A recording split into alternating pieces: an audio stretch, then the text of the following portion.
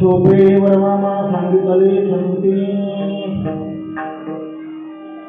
सोपे वर्मामा सांगितले संती टाळदंडी हाते घेऊन नाकर समाधीचे सुख सांडाव वाळूनी ऐसा या कीर्तनी ब्रह्मर पुढते घडे तडते सेवनागळे भक्ती भाग्य बळे निर्भरता उपदोचने संदेह चित्ताशी मुक्तीचारी दाशी हरिदासांच्या तुका म्हणे मना पाविजे विश्रांती तुका म्हणे मना पाविजे विश्रांती त्रिविधनासती तापक्षणी समाधीचे सुख सांडाव वाळूनी ऐसा या कीर्तनी ब्रह्मरस पांडुरंगा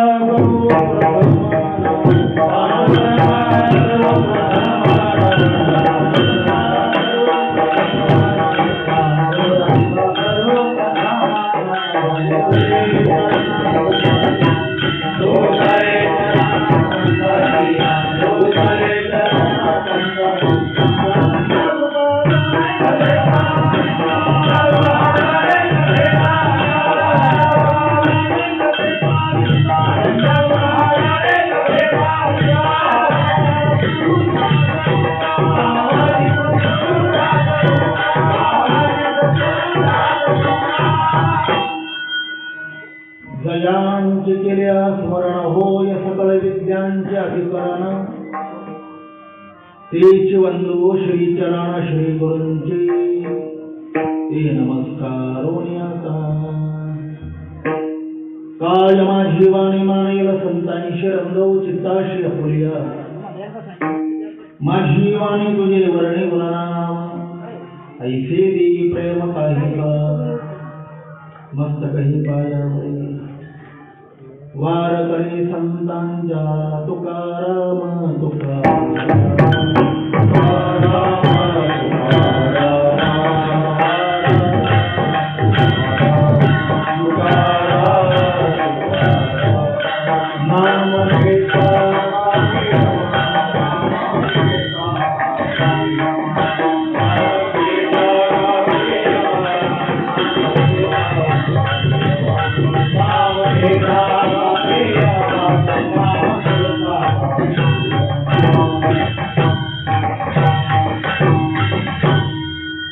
सोपे वर्मामा सांगितले संती टाळदंडी हाती घेऊन नाता समाधीचे सुख सांडाव वाळूनी ऐसा या कीर्तनी ब्रह्मर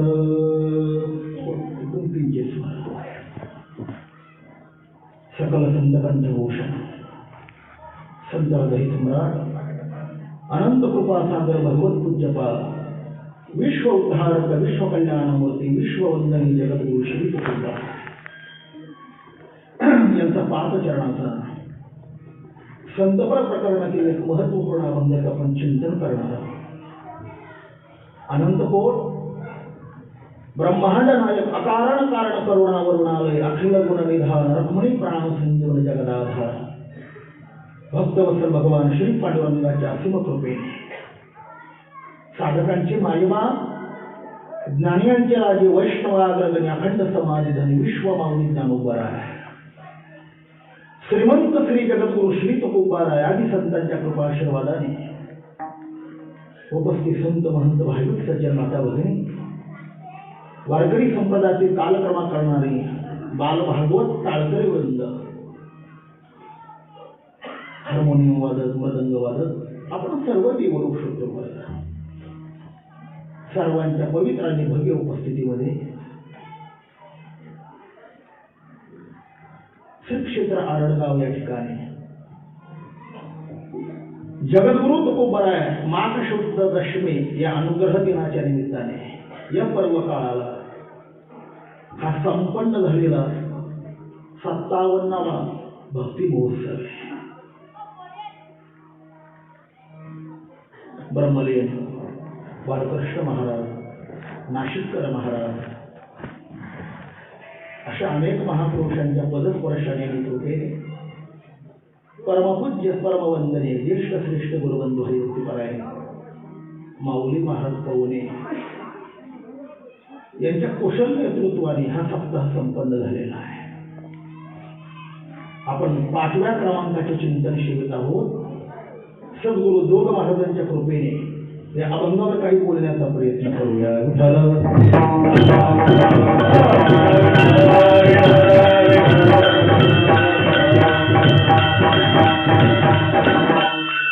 इथे परमार्थातली खूप मोठी मोठी संत महानुभाव उपस्थित मसेनाना बरीच मंडळी या ठिकाणी. समस्त सभा साधू संतांची, महामुनी विरक्तांची, पंडित पाठक ज्ञानियांची, या सकलांशी विनवणी. वैकुंठवासी माझे गुरुजी श्री माधव महाराज मगर म्हणायचे, विद्यार्थ्यांनी स्वतःचं ज्ञान या ज्ञात्या पुरुषांच्या ज्ञानावर तपासून घ्यावं. श्री संतांची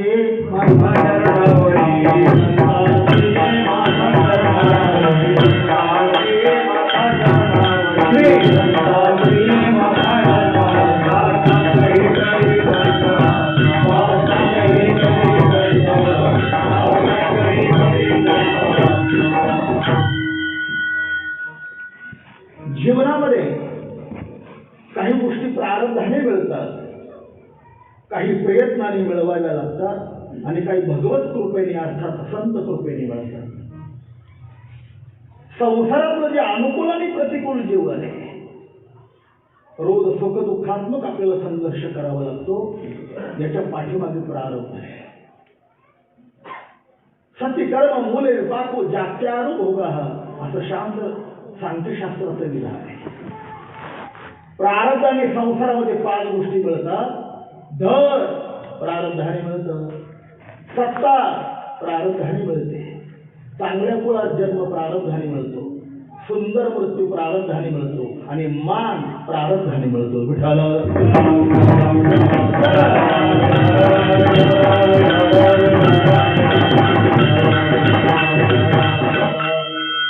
हा विस्ताराने सांगणार नाही. धन प्रारब्धाने मिळतं. सगळं जग पळू लागलंय. भोलेबोलच्या भाषेत महाराजांसहित कशा करतं देवाची प्राप्ती कदाचित. पण भौतिकतेचा जर विचार केला, भौतिक नजरेने पाहिलं तर सगळं जग हैराण. याची टोपी त्याच्या डोक्यात, त्याची टोपी त्याच्या डोक्यात घालायला पैसा मिळाला पाहिजे. सगळे प्रयत्न करतात म्हणजे सगळे टाटा बिरला होणार नाही. ज्याचं जसं प्रारब्ध आहे त्याला त्या पद्धतीने मिळेल. अन्न प्रारब्धाने मिळतं. उशाला जरी भरलेलं टोपलं असेल पण आपल्या नावाची भाकर जर नसेल तर अन्न मिळत नाही. महाराज परंपरेने आम्ही ऐकलंय, पंढरपूरला पंडित प्राण धारुरकर शास्त्री नावाची फार मोठी विद्वान होऊन गेले. किती विद्वान. पुण्याच्या येरवडा तुरुंगामध्ये राष्ट्रपिता महात्मा गांधींनी धारुरकर शास्त्रींची अध्यात्मावर 3 दिवस चर्चा चालली. त्या चर्चेमध्ये महात्मा गांधी हरले आणि पंडित प्राण ही पदवी महात्मा गांधींनी धारुरकर शास्त्रींना दिली.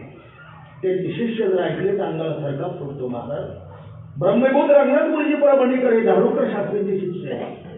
सद्गुरु धुंडा महाराज देगलूरकर त्यांचे शिष्य, श्री गुरु एकनाथ महाराज देगलूरकर त्यांचे शिष्य, गुरुवर कंदारकर महाराज त्यांचे शिष्य, गुरुवर रामकृष्ण येडशीकर त्यांचे शिष्य, फर्गसन कॉलेजचे प्रिन्सिपल गुरुवर मामासाहेब दांडेकर हे ज्ञान परंपरेने त्यांचे शिष्य. हे सगळे श्रीमंतही झाले आणि विद्वत त्याच्या बाबतीत बोलायचं नाही. सरस्वती त्यांच्या मुखामध्ये नांदत होते. हे सगळे मोठे झाले पण ज्यांच्या हाताखाली शिकले त्या धारुरकर शास्त्रींना जर भूक लागली ना बुवा, 5 घर भीक मागितल्याशिवाय अन्न मिळत नव्हतं. याला प्रतिकूलता म्हणतात. प्रारब्धाची मानवी प्रारब्धानेच मिळतो. सत्ता देखील प्रारब्धाने मिळते. जाणकाराला फार बोलायची गरज नाही. एका काळात भाजीपाला विकणारे मंत्री झाले, एका काळात फुलं विकणारे मंत्री, सध्याच्या काळात चहा विकणारे डबल पंतप्रधान होतात. केवढा अनुकूल प्रारब्ध. प्रारब्धेशी जोडी धर, प्रारब्धेशी वाडे अन्नमान धर, हे तो प्रारब्ध आहे.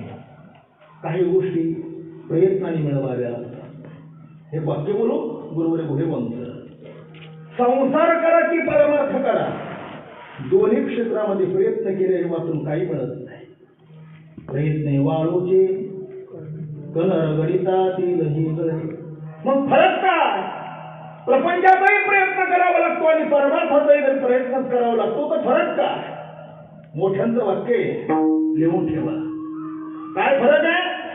संसारातला सगळाच प्रयत्न उपयोगाला येत नाही आणि परमार्थातला कोणताच प्रयत्न व्यर्थ जात नाही. बुवा विठाला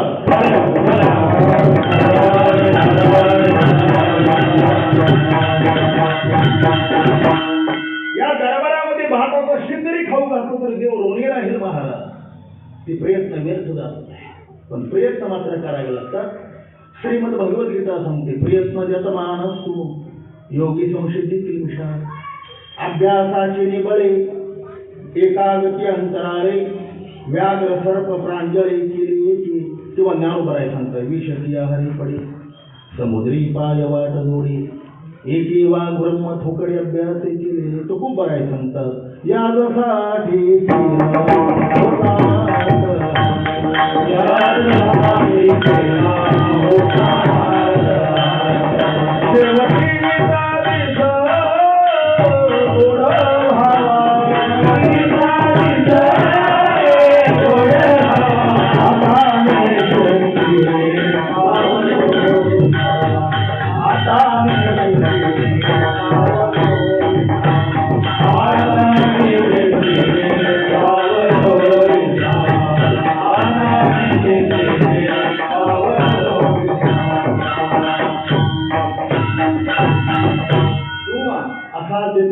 करिता साया कारण अभ्यास तुका म्हणे. कोणता प्रयत्न आहे? परमार्थाचा एक पठार आहे महाराज. कथितपर्यंत पोहोचण्याकरता सामान्य साधनेने भगवत चरणापर्यंत जाईलच सांगता येत नाही. काय महाराजांचं प्रमाण आहे? सोन्याचे पर्वत करिविती पाषाण, अवघे रानोरान कल्पतरू, तरी या दुर्लभ विठोबाचे पाय. हे उपाय न करते. खूप मोठा प्रयत्न करावा लागतो. कोणता? आपल्या अंतःकरणाच्या काम क्रोध आदी विकाराला प्रयत्नाने बाजूला काढणं हा पुरुषार्थ आहे. आपुले पुरुषार्थी जिंकला संसार, केला मदमत्सर देश. ज्याने आपलं अंतःकरण स्वच्छ केलेलं आहे त्याच्या अंतःकरणातली परमार्थाची भूमिका प्राप्त होते आणि त्याच्यावर संत किंवा भगवान परमात्मा कृपा करतात. जरा दोन वाक्य बोलतो की ते सगळे मोठाली मंडळी. आशीर्वाद वेगळा आणि कृपा वेगळी, दोघांमध्ये थोडं अंतर आहे. परमार्थाची साधना कुठलाही प्रतिबंध न येताना सहज पूर्ण व्हावी याच्याकरता जी शक्ती लागते तिला आशीर्वाद म्हणतात. पण परमार्थातलं साध्य प्राप्त करण्याकरता जी शक्ती प्राप्त होते त्याला कृपा म्हणतात. आशीर्वाद आणि कृपा याच्यामध्ये अंतर आहे. संत कृपा झाल्यानंतर चार पद्धतीने कृपा करतात, विस्तार करणार नाही.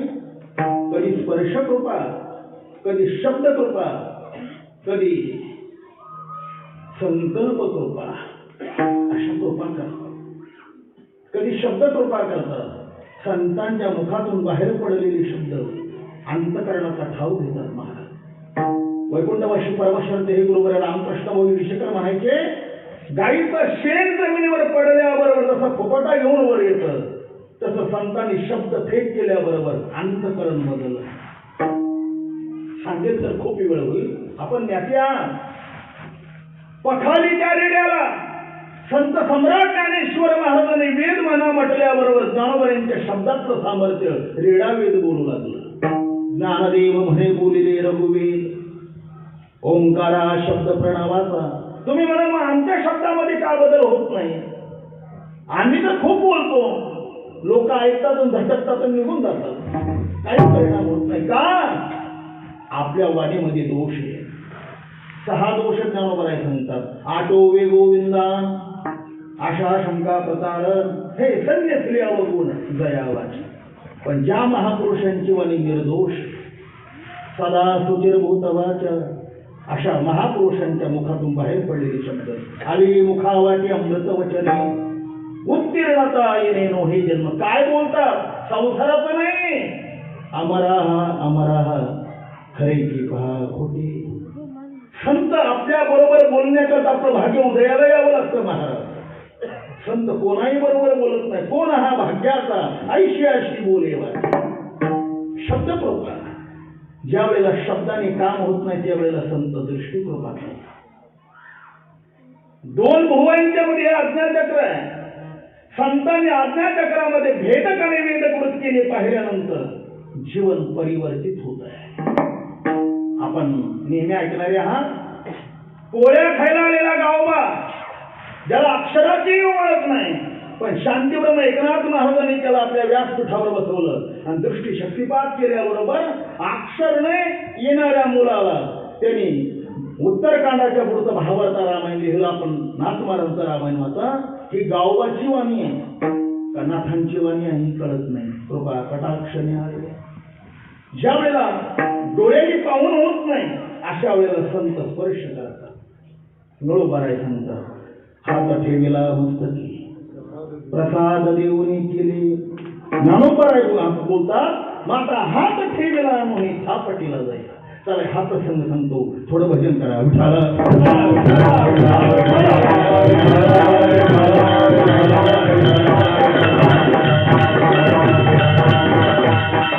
मराठवाड्यामध्ये बीड जिल्ह्याची राजधानी अंबाजोगाई होती एक काळात. या अंबाजोगाईला जैत्रपाळ नावाचा राजा राहत होता. जैत्रपाळ थोडा आडदांडच होता. क्षमा मागून बोलतो. तशी मराठवाड्यातली माणसं आडदांडच. पारमार्थिक खूप बोलायला आडदांड आणि त्यातून राजा. त्याने अंबाजोगाईचा एखादा साधू आला तर त्या साधूंकडे पाहावं. हा खराच बो आहे का पोट भरण्याकरता बो झाला. पोटासाठी किंवा जगी कीर्ती व्हावी म्हणून एक झाला शकत आहे. हे खरं आहे का खोटं आहे त्याची परीक्षा घेतली पाहिजे. आमची गुरुजी म्हणायची पाणी पिना ठांड पे गुरु करना पठांड पे. पाणी स्वच्छ दिसलं तरी गाळून प्यावं आजारी पडणार नाही. साधू देखील शोधून करावा. आता आठवड्याला माळा घालणारे आणि गुरु बदलणारे आणि कितीतरी पाहिजे. आठवड्याला संप्रदाय बदलणारे. शुद्ध कसोनी पहावी वरिल्या रंगानं भुलावी तुका म्हणे घ्यावी जी कुठे. एक व्यवहार सांगू. मकर संक्रांत हा माता भगिनीचा सण आहे. ते सुगड घेतात पण कुंभार देतो ते नाही. ठेवलेलं सुगड म्हातारी आजी वाजवून पाहते. टणटण वाजवतो सुगड घेते. बदबद वाजायला लागून हे कुंभार तुलाच राहू दे शेवटी दिवशी कामाला येईल. अरे साधं मातीचं सुगड घेताना जर आम्ही वाजवून घेतो तर परमार्थ सद्गुरू किती वाजवून घेतला पाहिजे. विठाला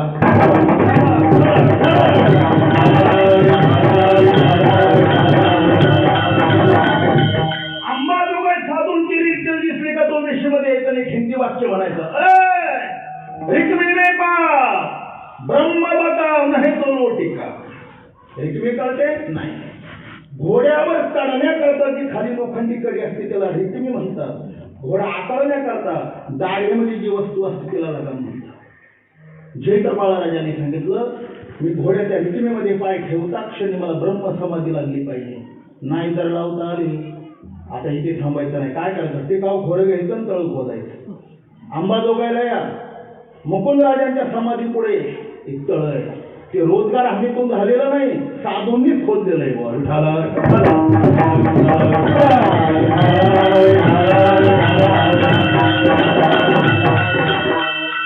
बराच काळ गेला. राजाचा भाग्योदय उदयाला. एक सांगू कधीतरी परमार्थिक केलेली साधना ती व्यर्थ जात नाही. तेषां सतत युक्तानां भजतां प्रीतिपूर्वकं ददामि बुद्धी योगंतम येन मामुपयांति ते. साई झाला हृदय निवासी बुद्धी विर्यैशी नाशनाई. कधीतरी कामाला येते. राजाच्या महत्वाक्याने मागे कधीतरी साधना केली असेल. भाग्याचा उदय झाला आणि मुकुंदराज नावाचे सत्पुरुष काशीवरून अंबाजोगाईला आले.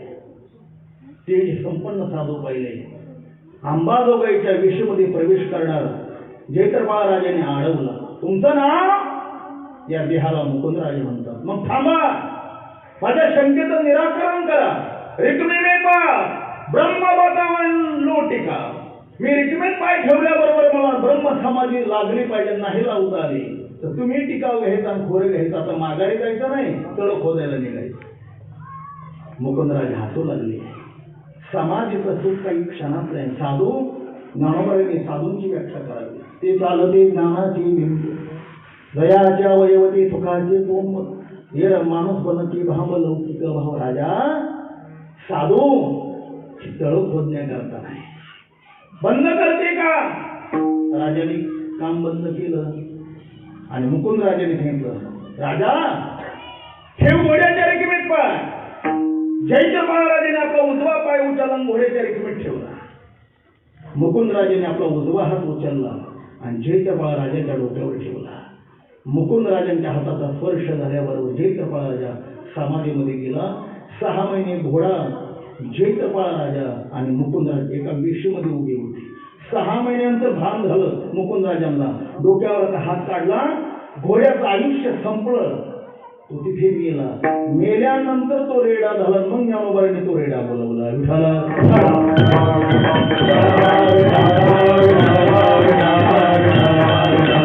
साधूच्या स्पर्शाने जयच्या महाराजाला समाधी लागली.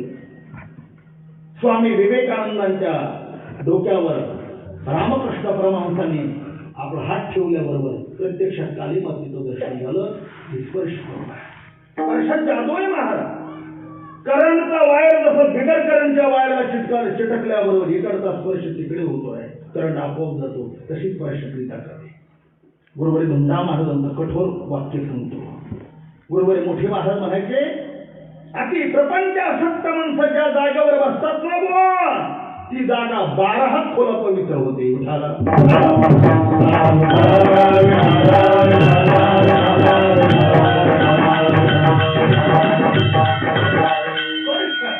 आणि शेवटची कृपा संकल्प. काही वेळेला बोलावं लागत नाही, पाहावं लागत नाही, स्पर्श करावं लागत नाही. मनात आल्याबरोबर बदल करण्याची काय. जसं भगवान परमात्मा विश्व तयार करत असताना कुंभार जसं गाडगं बनवतो तसं करत नाही. त्याच्या संकल्पाने विश्वाची निर्मिती होते. महाराज सांगतात, अंधळ्या पांगाऱ्याचा अंधळ्या पांगळ्याचा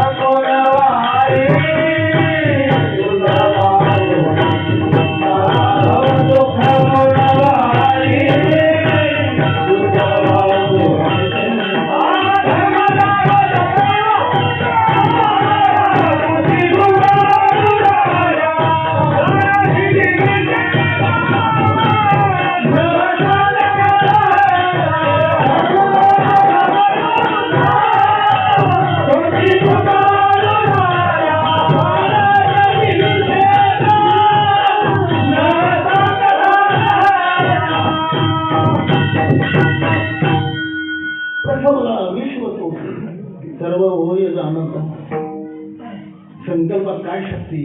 एक विज्ञानाचं उदाहरण म्हणण्यापेक्षा प्रत्यक्षात प्रॅक्टिकल आहे. क्रौंच नावाचा पक्षी, ज्याला करकोचा म्हणतात मराठवाड्यामध्ये, त्याचं आवडतं खाद्य करडे.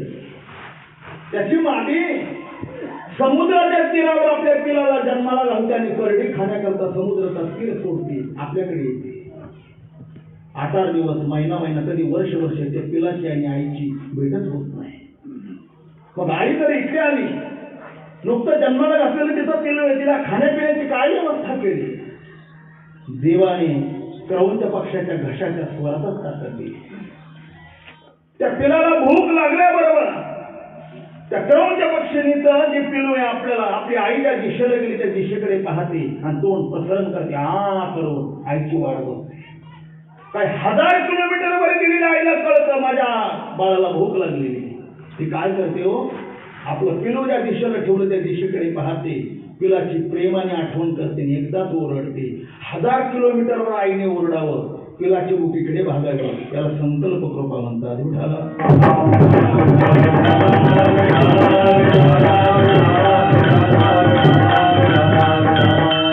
उद्या माघ दशमी, माहो शुद्ध दशमी पाहुणी गुरुवार, केला अंगीकार तुका म्हणे. जगद्गुरु तुकोबराय कृपेने संपन्न झालेले. गंगेच्या स्नानाला जात असताना बाबाजी देताना श्री गुरु तुकोबरायांच्यावर सर्व कृपा केलेली आहे. महाराजांना कृपेच्या द्वारा प्रत्यक्षात परमात्मा दिसू लागलं. नव्हे नव्हे त्याच्या स्वरूपाचं दर्शन झालं. जिकडे पाय तिकडे बाई, श्री हरिवर तुझी तुझी नाही. सर्वात्मक भाव झालेल्या तुकोबरायांना विचारलं, महाराज योगी जपी तपी मुनी संन्यासी यांना हे अलौकिक भाग्य प्राप्त झालेलं नाही, मग तुम्हाला हे भाग्य कोणामुळे आणि कोणत्या साधनेने प्राप्त झालं, त्याचं उत्तर महाराज अभंगाच्या पहिल्या चरणात. सोपे वर्मा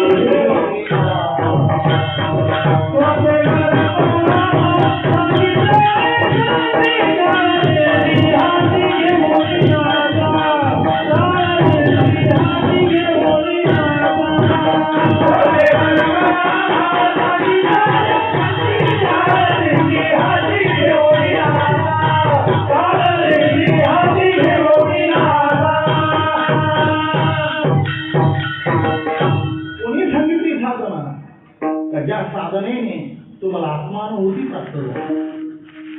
आणि सुंदर वाक्य महाराजांचं, सोपे वरमा महा सांगितले संती, आम्हाला संतांनी सांगितलं 2 गोष्टी मनाने करायच्या नाही. आजारी पडलेल्या रोग्याने मनाने औषध घ्यायचं नाही. झाला कोरोना घेतला नाही औषध, यदगात्वा नाही वर्तन, डॉक्टरचा सल्ला वापरायचा. तसं परमार्थ करणाऱ्या निघालेल्या साधकाने मनाने करायचं नाही. साधूंचा श्रीगुरूंचा अनुभव घ्यायचा, त्यांचं मार्गदर्शन घ्यायचं. बरेच लोक आहेत आमच्या मनाची माळे, आमचे गुलेबाबा म्हणायचे बायको तरी ऐकते का मनाची, देव कसा ऐकते. तेनेची पंथी चकार लावून अंडरलाईन करा, तेनेची पंथी चालू जातात न पडे गुंता कुठे काही. तेनेची त्याच मार्गाने जर गेला तर भगवत कृपा होईल साक्षात. परमार्थाचं मार्गदर्शन करणारे 2 जण आहेत, एक देव आणि दुसरे संत. तो या दाखविल वाटा जया पाहिजेच्या निटा, कृपावंत मोठा बहुई तो कळवळा, किंवा वाट दावी हरी धरवणी. दुसरे संत मार्गदर्शन करतात. मग काव तुकोबारा देवाच्या नावाचा उल्लेख न करताना संतांनी मार्गदर्शन केलं, मार्ग दाखवला, वाट दाखवली असं का बोलतात. त्याचं सोपंच उत्तर आहे. भगवान बोलत असताना सोप्याचा अवघड करतात आणि संत बोलत असताना अवघडाचं सोपं करतात. विठ्ठला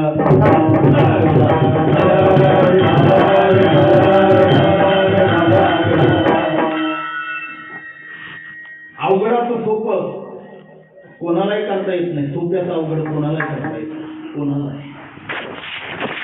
खेडेगावातला शहरातला मुलगा खेडेगावात शिकायला टाकला, त्याचा जन्म शहरात झालेला होता, त्याला गावाकडे काही कळत नव्हतं.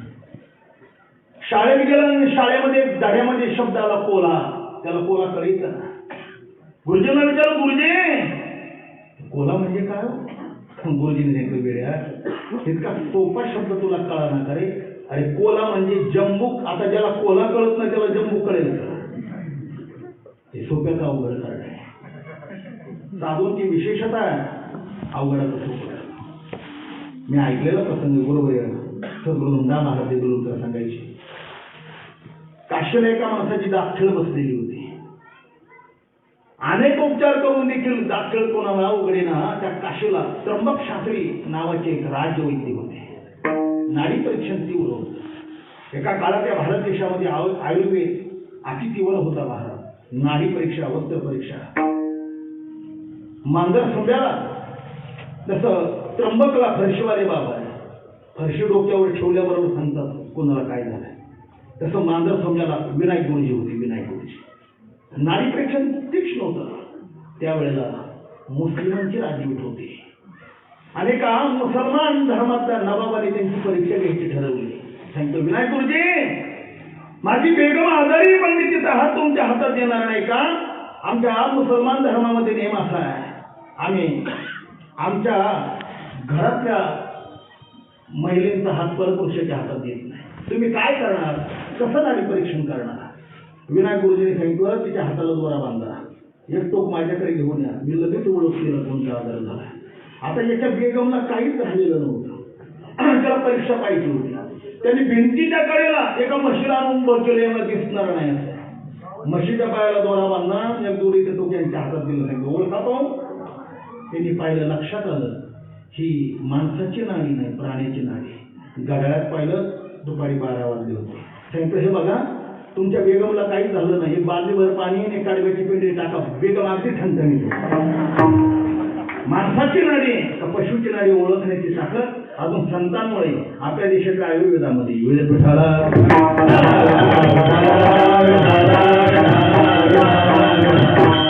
तसं त्र्यंबक शास्त्रीकडे त्यांची दाखल बसली, त्यांना घेऊन गेले. अहो सकाळपासून अनेक डॉक्टरांकडे गेलो, पण यांची काय दाखल वगैरे ना, तुम्ही काही प्रयत्न कराल का?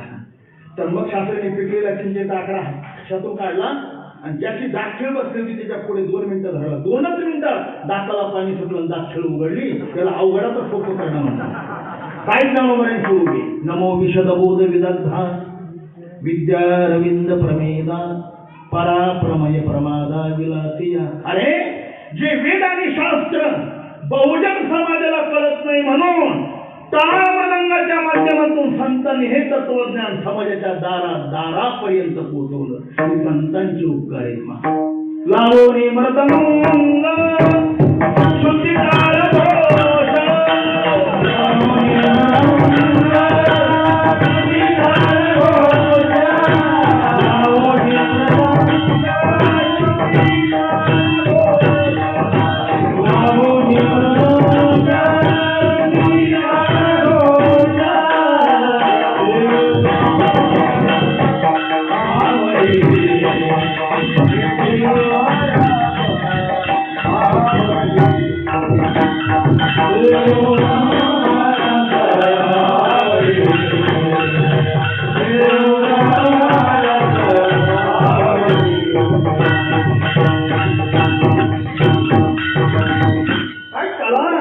लावणे मृदंग श्रुती टाळ घोष, सेवो ब्रह्मरस तुका आवडीने. त्या मार्गाचे 4 प्रकारे मी विस्तार करणार नाही. एक वेदानुमोदित मार्ग आहे, दुसरा शास्त्रानुमोदित मार्ग आहे, तिसरा परमात्मानुमोदित मार्ग आहे आणि चौथा संतानुमोदित मार्ग आहे. विठाला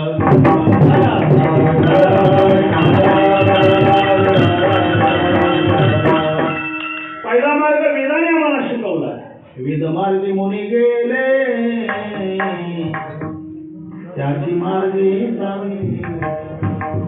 काय बोलावं काय बोलू नये, काय खावं काय खाऊ नये, काय प्यावं की काय पिऊ नये हे वेदाने शिकवलं. मांसाहार करण्याचा अधिकार कोणाला आहे? वेदाने 3 लक्षणं सांगितले. ज्याच्या डोळ्याचे बुबळ गोल आहे, ज्याचे दात तीक्ष्ण सोळ्यासारखे, आणि जो प्राणी ओठाने नाही जिभेने पाणी पितो त्याने मांसाहार करावा. वा अन्नावातून मरेल पण शाकाहार करणार नाही. गाय अन्नावातून मरेल पण मांसाहार करणार नाही. का? दोघांच्या शरीर रचनेमध्ये भिन्नता आहे. वाघाचे डोळे बुबळ गोल आहे, वाघाचे दात तीक्ष्ण सोळ्यासारखे. वाघ ओठाने पाणी पित नाही, जिभेने पाणी पिणार आहे. त्याच्या उलट गाय, गायीच्या डोळ्याचे बुबळ गोल नाही मायबाप, दात सोळ्यासारखे नाही. गाय जिभेने पाणी पित नाही म्हणून ओठाने पाणी पिते, म्हणून गाय शाकाहार आहे, वाघ मांसाहार आहे. माणसाला सगळंच कसं लावतं त्या उभं राहिलं नाही. उठाना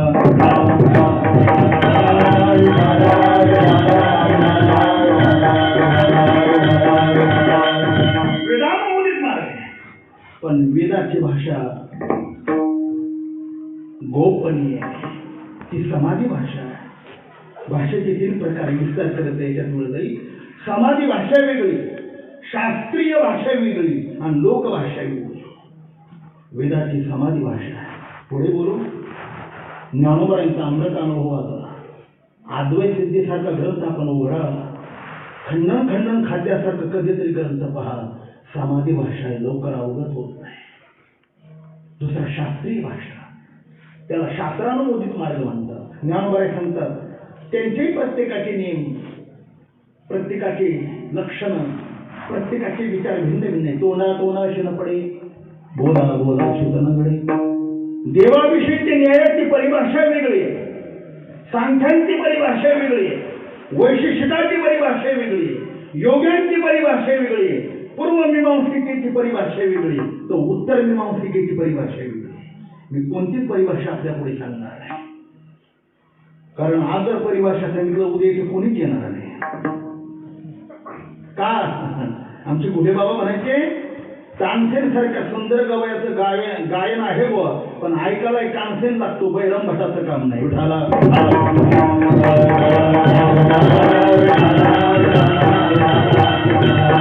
बाकी शास्त्र सोडा, कमीत कमी गाथा आणि ज्ञानेश्वरी हे 2 शास्त्र, 2 ग्रंथ आपल्या घरात असले पाहिजे. हा सगळ्या सकल ग्रंथाचा राजा आहे. पुढे बोलू.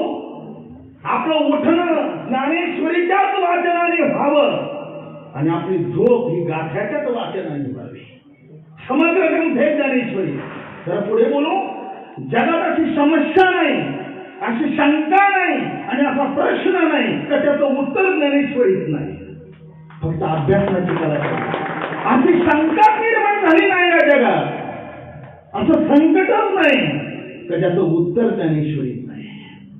समग्र ग्रंथ हे मायबाप महापुरुषांनी रक्ताचा थेंब ना थेंब या ग्रंथाच्या अभ्यासाकरता आणि आपल्यापर्यंत पोहोचवण्याकरता घालवला.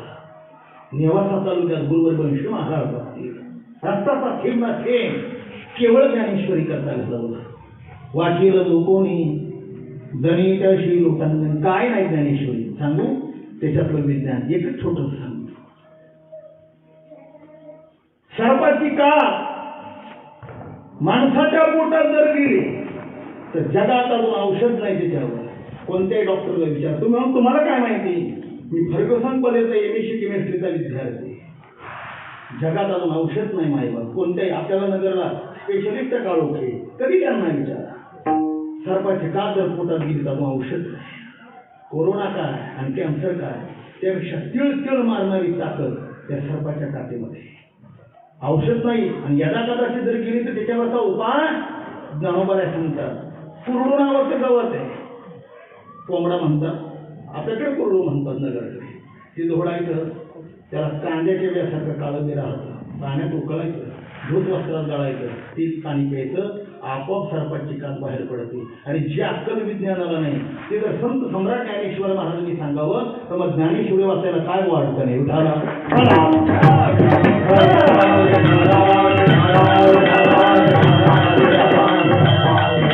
प्रेम केलं पाहिजे महाराज या अक्षराने. अक्षरे नव्हती देखा ब्रह्म साम्राज्य देखा. प्रत्येक अक्षरात किती मी मागे कुठेतरी सांगितलं, मला वाटतं नानांच्या कार्यक्रमात सांगितलं होतं, किती प्रेम केलं. वारकरी संप्रदायाची परमपूज्य प्रातस्मरणीय सद्गुरू धुंडा महाराज हे नाव कोणाला माहित नाही असा महाराष्ट्रात वारकरी नाही महाराज. 87, 88, 89 आणि 90 गुरुवारी श्री माधव महाराज मगर गुरुवारी यांच्या बरोबर अनेक वेळेला त्यांच्या दर्शनाचा योग आला. चातुर्मासात 2 वेळेला ज्ञानेश्वरी सांगायचे मोठे महाराज. त्या पहाटे सकाळी अगोदर 6 वाजता ज्ञानेश्वरी सांगायची. तुम्हाला आश्चर्य वाटेल, त्यांच्या ज्ञानेश्वरी श्रवणाला चातुर्मासामध्ये पहाटे 6 वाजता 500 ते 600 रुपये असायचे महाराज. नंतर महाराज जीर्ण झाले, खूपच त्याही वेळेला खूपच धुळीत आणवर आले. सकाळी स्नान करणे एवढं फार सकाळी जमत नव्हतं. महाराजांनी तोंड धुवावं, पंचादेवीचे म्हणजे 2 हात 2 पाय तोंड स्वच्छ धुवून वर झोपून लावावं आणि व्यासपीठावर बसावं. एका माणसाने त्यांना अशी शंका विचारली. शंका म्हणण्यापेक्षा खोटं वाक्य वापरलं, महाराज तुमच्यासारखा ज्ञानेश्वरी सांगणारा समग्र महाराष्ट्रात अजून महात्मा नाही. तुमचं दर्शन झालं तरी पंढरीची वारी सफल व्हावी असा तुमचा महिमा. मग तुम्ही ज्ञानेश्वरी सांगत असताना आंघोळ न करताना सांगता.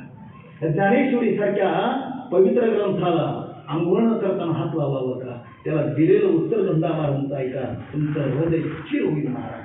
धुंडा महाराज म्हणाले, अरे याच्यात आश्चर्य करण्यासारखं काय?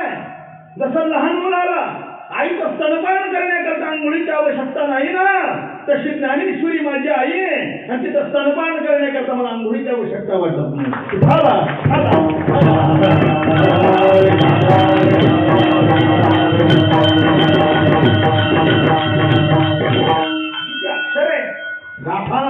क्षराक्षरा वेगळा तुका हो निराळा पाय निगम कळा बोली विठ्ठल प्रसादी. ही शास्त्रीय भाषा आहे. तिसरा परमात्मा मोदित मार्ग आहे, देवाने सांगितलेला मार्ग, तोही कठीण आहे. कठीण नव्हे, ती समाधी भाषा आहे. इथे सगळेच विद्वान आहेत. जी श्रीमद भगवद्गीता देव भगवंताने अगोदर सूर्याला सांगितली, जी विश्वाकुला सांगितली, जी मनूला सांगितली, जी अर्जुनाला सांगितली. अर्जुन सुद्धा संभ्रमात पडलेला होता. देवाने प्रश्न विचारला 18 अध्यायाच्या शेवट ते अर्जुना कच्छ जेत सुतम पार्थ तोही का करीन तसा कच्छदा ज्ञान संमोहन प्रणकष्टी धनंजन. तुला कळालं का? तोपर्यंत नष्टो मोह हा श्लोक आला नाही. ज्या वेळेला अर्जुना कळेला गेली ही भाषा म्हणून भगवंतानी खाली उतरला, अर्जुनाला खाली घेतलं आणि आपला आलिंगन घेत असताना आपलं हृदय ज्या वेळेला अर्जुनाच्या हृदयाला लावलं. हृदय एक झाली हे हृदयचे ते हृदय घातले. आणि मग अर्जुनाला त्या श्रीमद भगवद्गीतेचा भाव कळाला. मग त्याचे उद्गार नसतो मोह स्मृतीला. जयराम बाबा म्हणायचे, जे अर्जुनाला कळले नाही ती वट्यावर बसून गांजा फुकण्याला तर कळेल का? ही कळाली नाही म्हणूनच ज्ञानेश्वर महाराजांना आपली दया आली. मायबाप तोचे अवतार धरी अलंकापुरी ज्ञानाबाई सुंदरी कराव्या. काय केलं ज्ञानोबरांनी? प्रगटा गुह्य बोले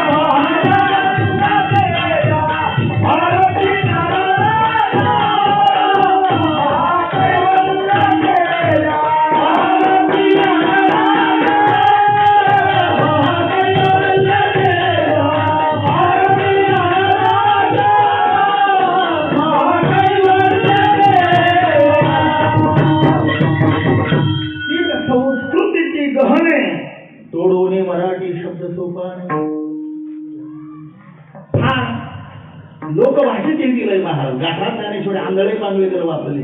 रोडगा वहिन तुला भवन्या रोडगा वहिन तुला अनादि निरगो न प्रगटली भवा. किती सोपं आहे.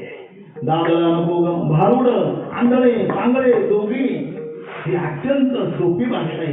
कोणालाही कळेल म्हणून तुकोबाराय तुमचा सोपे.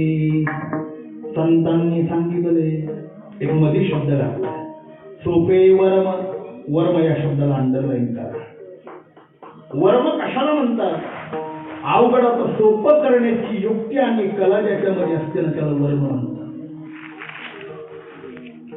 आता आपण सगळे शेतकरी आहोत. एखाद्या गावरान गाईच्या त्या गोऱ्याला घास मका पेंड अशी हिरवं खाऊ घातलं ना त्याला उन्माद येतो महाराज त्या बैलाला. आणि तो नंतर मालकाला असं करतो शिवकाळ जवळ येऊ देत नाही. मग शेतकरी त्या बैलाचं बारसं जेवलेलं आहे. शेतकऱ्याला बैलाचं वर्म माहिती. काय वर्म आहे? बैलाचं नाक कसं आहे. नाकात व्यसन घातले का बैल ताब्यात येतो बैलाचं वर्म. घोडा घोड्याची दहाड कच्ची आहे. दाढेत काटेरीला काढून टाकला घोडा ताब्यात येतो हे घोड्याचं वर्म आहे.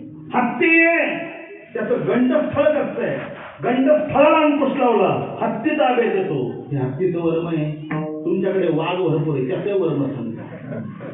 वाघ दिसला का कान घट्ट पकडायची वाघ ताब्यात येतो. कृपया मी काय प्रयोग केला नाही तुम्ही करू. बरोबर हुंडा महाराज म्हणायची वाघाचा कान कसला आहे. वाघच काय मोठे मोठी वाघासारखी माणसं कानात कच्चे राहतात. प्रपंचाचं इकडे तिकडे संसारिकाचा कान पक्का लागतो. बा विठाला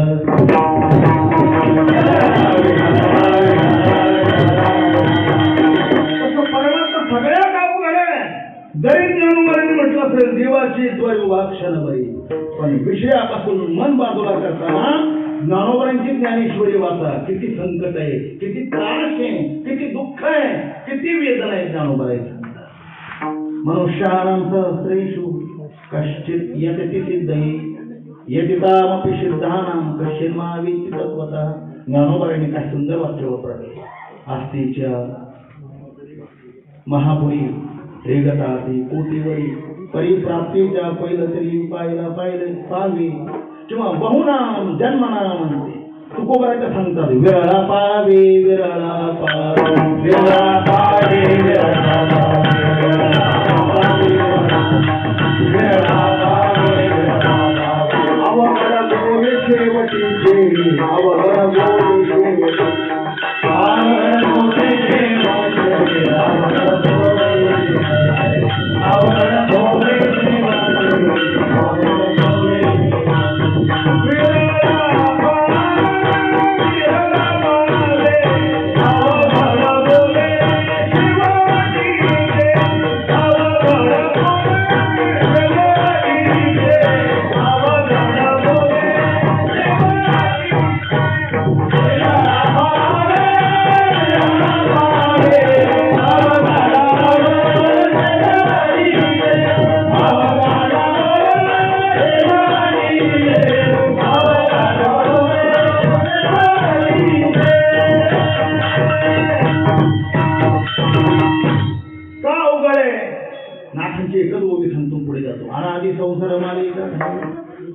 नित्यविषयी सेविले पाही ते ठसावले चित्ताचे ठाई वारंवार दे सेविता.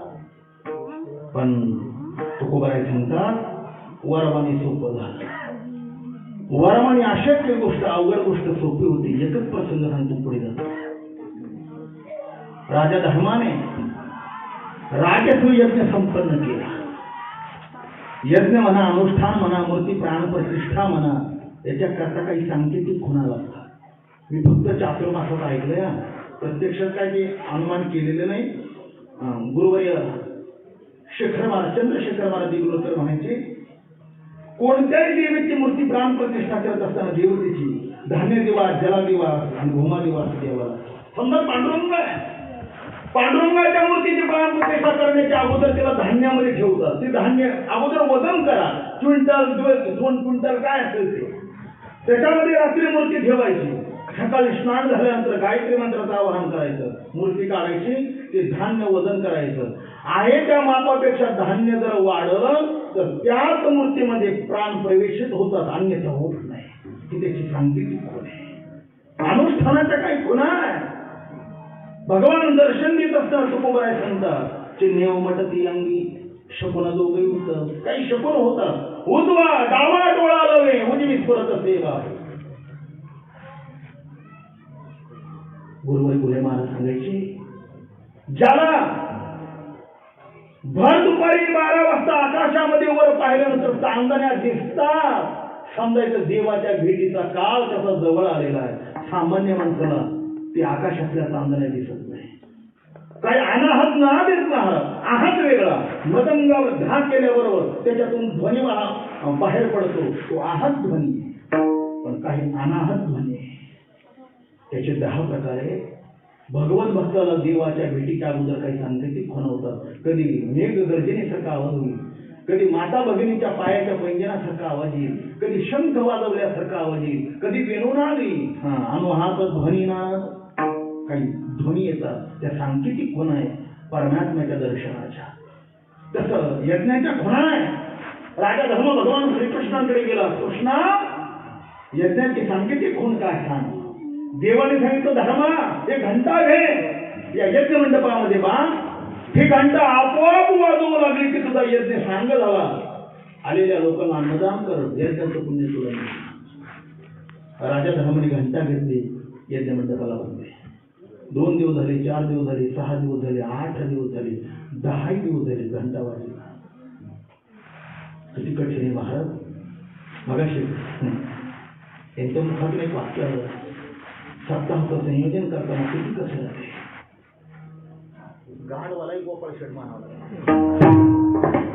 म्हणून ते रेकॉर्डिंग जमत नाही कधी असा शब्द.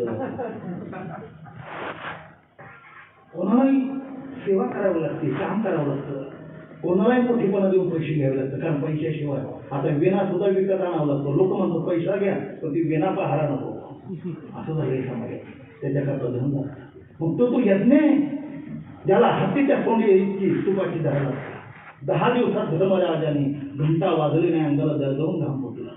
पुन्हा देवा काय, देवा तुम्ही सांगितल्या पद्धतीने घंटा वाजली, 10 दिवस झाले घंटा वाजेना, काय करावं. देवाने पाहिलं, भूत प्रतिबंध आहे.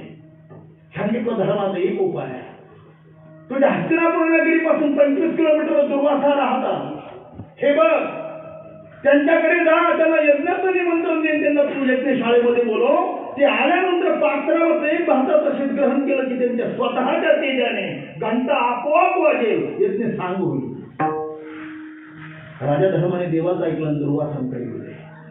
दुर्वासा कडक साधू होते महाराज.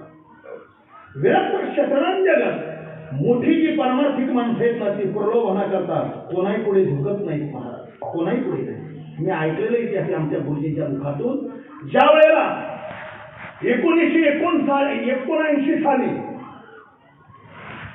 पंढरपूरच्या लोकमान्य पटांगणामध्ये परमपूज्य वंदनीय परिव्राजकाचार्य श्रीमद डोंगरेजी महाराजांचं श्रीमद भागवत लोकमान्य पटांगणामध्ये होत.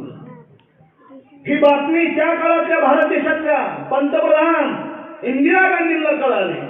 एक साधू पंढरी नगरीला आलेला आहे, ज्याचा महिमा आहे. त्यांच्या दर्शनाचा योग आलेला आहे. आपण पंढरीला जावं म्हणून हेलिकॉप्टर इंदिरा गांधी पंढरपूरला आल्या. चंद्रभागेच्या वाळवंटात हेलिकॉप्टर उतरलं. साधूचं दर्शन रिकाम्या हाताने कसं करावं. एक फार मोठा फुलाची माळ आणि हार घेऊन गेली. काय आश्चर्य. ज्या वेळेला स्टेजवर इंदिरा गांधी आल्या त्यावेळेला डोंगरेजी महाराजांनी एका काळातल्या भारत देशातल्या पंतप्रधान इंदिरा गांधींना आपलं तोंड वरून करून साधा नमस्कार सुद्धा केला नाही. याला साधू म्हणतात. आपण एका सरपंच या या या या हो द्या चाल म्हणून हे दिवस आपल्यावर आले. कोणाला कुठे मोठेपणा द्यावं हे आपल्याला कळालं नाही, म्हणून त्याची फळे आपल्यालाच भोगावी लागतात.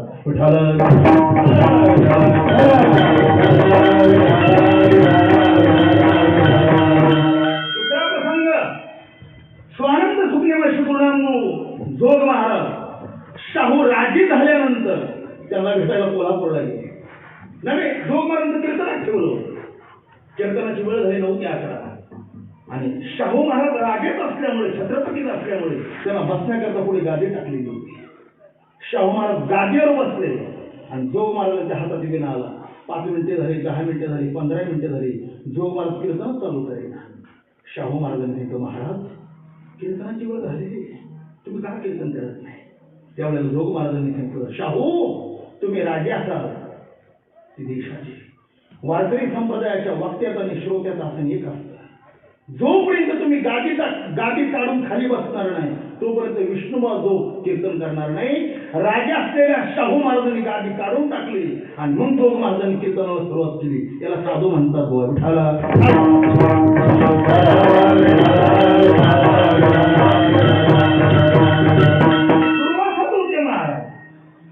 धर्मा वाहणारी नदी मला पाणी पिण्याकरता देते, ही झाडं मला फळं खाण्याकरता देतात. वृक्षवल्ली आम्हा होय रे वनचरे. तुझ्या यज्ञशाळेचं काय कारण आहे? मी येणार नाही म्हणल्याबरोबर धर्मराजाचा सुरत खाली आला. महानुभाव तुमच्याकरता येऊ नका, कमी कमी माझ्याकरता या. दुर्वासाने सांगितलं, येतो पण देशील का? राजा धर्माला वाटलं महाराजाला काही जड पाकिट दिलं म्हणजे खुश होता.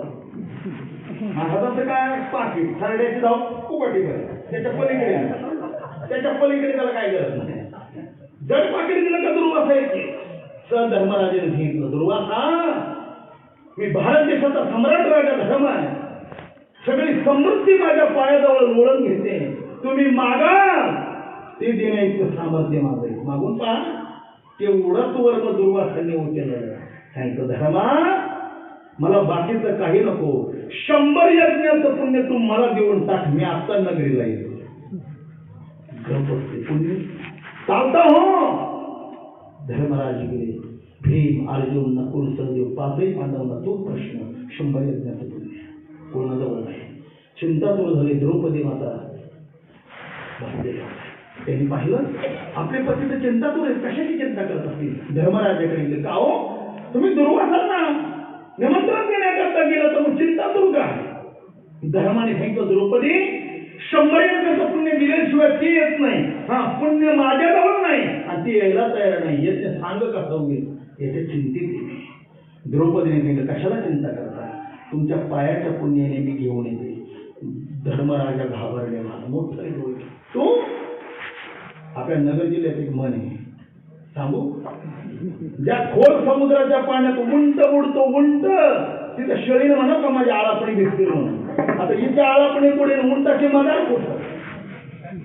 जिथे आपला असणारी द्रौपदी आणि जिथे प्रत्यक्षात धर्माचा पुतळा असलेला राजा युधिष्ठिराजवळ 100 यज्ञाचं पुण्य नाही. मग द्रौपदीकडे आलं कुठून? तिने सांगितलं, प्रश्न विचारू नका, फक्त आशीर्वाद द्या. दिला आशीर्वाद. द्रौपदीने वर्म वापरा. साधोत्तर आणि देवाकडे जात असताना 2 वर्म कोणते? कमीत कमी देवाच्या दर्शनाला येत असताना 100 फुटावर अनवाणी पायाने यावं. दुसरं, कोणत्याच वाहनामध्ये रथामध्ये बसू नये. आम्ही जवळून पाहिलंय, गुरुवारी झुंडा महाराज ठरलेले होते. महाराज आळंदीला आले. ज्ञानेश्वर आळंदीचे प्रदर्शन घालत असताना सुकुमार शरीर होतं महाराज, अति कोमल. थोडं सकाळचं कोवळवून जरी अंगावर पडलं मोठ्या महाराजांच्या, महाराज लाल व्हायचे. पण असे प्रदक्षिणामध्ये चालले तर गोरा इतके थोडे यायचे. वडाची पानं महाराजांनी पायाला बांधावी आणि मग ज्ञानोबांच्या पंचकोशीची प्रदक्षिणा करावी. हे वर्म आहे. तुम्ही ज्ञानोबांच्या सोहळ्यात जाताना ज्याच्या इंद्रिय पाठवी शक्ती त्याची चांगली, ते क्षणभरही वाहनाचा आधार घ्यायचा नाही. काही क्षणात जरी वाहनात बसला तो वारीच्या पुण्याचा क्षय होतो. महाराज वारीमध्ये अनवाणी पायाने नाही का, मला अनवाणी पायाने उन्हाचा काळ आहे, पण कमीत कमी टेकून कशात वाहनात बसून जाऊ नये. द्रौपदी राणी होती, पायात चप्पल घातली नाही, ज्ञाना घेतला नाही, रथ घेतला नाही, अनवाणी पायाने भगवंताचं नामचिंतन करत करत दुर्वासांकडे आले. आचार्य, मी पांडवांची धर्मपत्नी यज्ञश्री द्रौपदी तुम्हाला नमस्कार करते आणि निमंत्रण देते माझ्या यज्ञशाळेत चला. त्याने सांगितलं, अगं 100 यज्ञाचं पुण्य देते का? तिने सांगितलं, पहा दुर्वासा, तुम्हाला 100 यज्ञाचं पुण्य लागतं का त्यापेक्षा अधिक यज्ञाचं पुण्य पाहिजे याचा अगोदर विचार करा, नंतर खंत होईल आणि मग मला मागा. दुर्वासाने विचारलं ग 5 पांडवांजवळ तुझ्या 5 पतींजवळ 100 यज्ञाचं पुण्य नाही, तुझ्याकडे आलो कुठून एवढं सांग, मी लगेच तुझ्या बरोबर येतो. त्यांनी सांगितलं तुम्हाला भक्तिशास्त्र मान्य आहे? दुर्वासाने सांगितलं मी स्वतः भगवत भक्त आहे. पण भक्तिशास्त्राचा नियम असा आहे, रामनामाचं चिंतन करताना एक पाऊल जमिनीवर टाकलं तर एक यज्ञ होतो. राम महता वाट चाले यज्ञ पाऊला पाऊली किंवा कोटी कोटी यज्ञ जितके जाता नेम एक हरिनाम जपता घडी. मी द्रौपदी माझ्या यज्ञशाळेपासून तर तुमच्या पर्णकुटिकेपर्यंत भगवंताचं नामचिंतन करत आले. त्याच्यात कोट्यावधी यज्ञ झाले. त्या कोट्यावधी यज्ञातून 100 यज्ञाचं पुण्य तुम्ही काढून घ्या आणि माझ्या बरोबर चला. दुर्वासाने खाली मान घातली, द्रौपदी बरोबर आली. याला वर्म म्हणतात. जे पांडवांना कळालं नाही ते द्रौपदीला कळालं. त्यासाठी वेदाला कळत नाही, जे शास्त्राला कळत नाही. जरा क्षमा मागून बोलू का, थोडं धैर्याने बोलतो. अहो जे देवालाही कळत नाही ना ते वर्म तुकोबाई सांगतात. आम्हाला संतांनी सांगितलं सोपे वर्मा सांगितलं. कोणतं वर्म आहे? टाळ दिंडी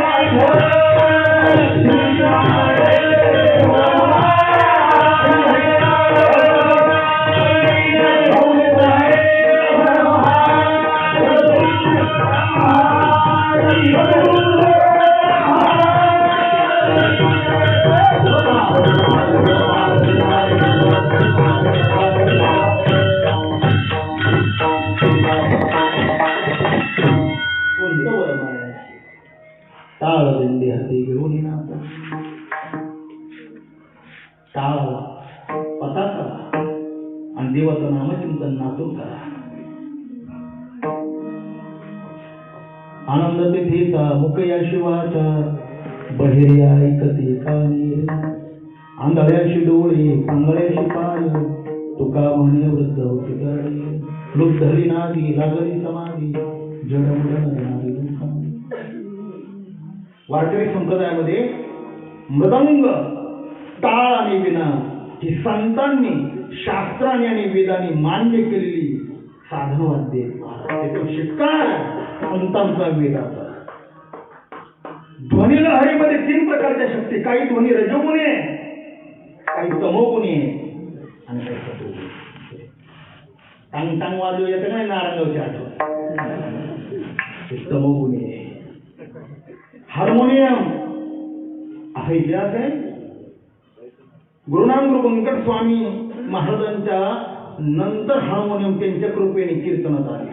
आता तोपर्यंत कीर्तनात हार्मोनियम आजही मराठवाड्यात वाजवली जात नाही, ते रजोवाद्य आहे. पण आमच्यासारख्या आस्वाराला स्वरच कळत नाही, ते स्वामी महाराजांचे उपकार की आई इथे आली, रजोगुणी वाद्य. पण टाळ मृदंगाने विना हे सात्विक वाद्य. तो टाळ ती पखवाज नाही, तो पखावज, तो विना ही पुल्लिंग वैयाकरणामध्ये आलेली शब्द. हे चर्मवाद्य आहे, त्याचं खरं नाव पखवाज नाही, पखावज. पख अधिक आवाज. आकाशामध्ये गरुड ज्या वेळेला भरारी मारू लागतो त्यावेळेला ती हवा त्याच्या पंखामध्ये शिरते आणि हवेचा आणि पंखाचा संबंध आला का पंखातून जसा ध्वनी पडतो तसाच ध्वनी याच्या धुमातून बाहेर पडतो. म्हणून याला नाव आहे पख आवाज, किती पखावज. याचं दुसरं नाव संस्कृतमध्ये मृदंग आहे. मृत नाम माती, अंग म्हणजे शरीर. एक काळ असा होता मातीचा मृदंग होता. माझे गुरुजी रामकृष्ण भाऊ ऋषिकरांकडे आजही मातीचा मृदंग आहे मंगळवेळा 35,000 रुपये लागतात मृदंगाला. 6.25ची पोळी माधोबा घेतली 10चं धोमे पोळीवर जर थाप जर टाकली तर 3 सेकंद त्याचा ध्वनी निघतो. त्याला आज म्हणतात उठाल.